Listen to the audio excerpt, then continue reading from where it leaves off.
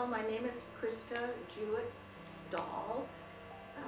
I'm 75 years old. My son Alan is my middle child, and 7 years ago he took his own life. He was 43. We were very close. He has a brother and a sister. He was the one in the middle. He jumped off the San Diego Coronado Bridge. People were surprised when Alan died. They had no idea. It was a terrible shock, even though we knew he had some issues with depression. I was numb at first, quite honestly. It was just, I would really think it was a mistake, or would wake up from a dream and think it hadn't happened. I would see small little boys, especially in the store with their moms, and I'd start to get tearful. Lots when people describe someone who'd taken their own life, that they were very bright, very intelligent, very sweet. My name is Jeannie. I am currently 53 years old. I met Gary in probably 1991, and he died in 1993. He had gone to a hotel room, and he was a physician, so he knew exactly what he needed to do. He'd had a couple of suicide attempts previous to the one in which he committed suicide.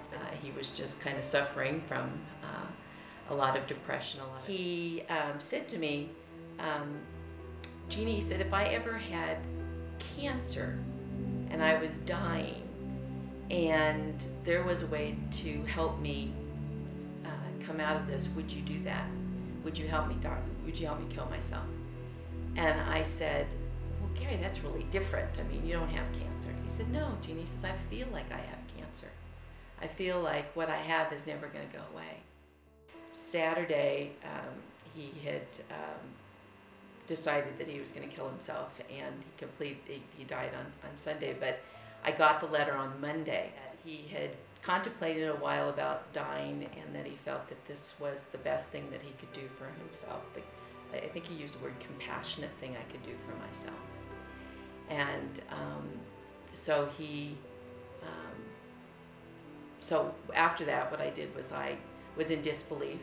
I was at my private practice office.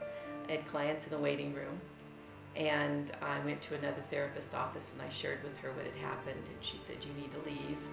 I will talk to your clients, I will let them know what happened, and she said, I will let them know you'll get back in touch with them, our friends. So I had a roommate that I knew, so I called him and I spoke with him, and he said,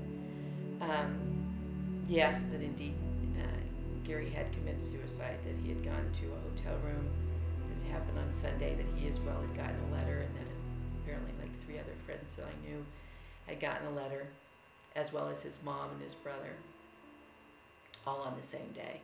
And I was numb. I just didn't know what to do. My name is Catherine Carter. I am a sophomore, 15 years old, and here's my story. My father had just recently passed away on August 3rd. He committed suicide in the house. It was me, my brother, and my dad, and he ended up shooting himself. He had done some drugs, and that's what it came out to. Well, although that came out to that, life's changed. I ended up moving to Escondido with my mom. My brother, I went from seeing him every day to seeing him once a week. It's hard to imagine how he's gonna be when he grows up, just because somebody felt selfish, just because somebody felt like their life wasn't worth it. I just wanted to make it clear that if you need to talk to somebody, if you need help, if you feel like you're hopeless, make sure you get help. There's people who want to talk. There's people who are there for you to talk to.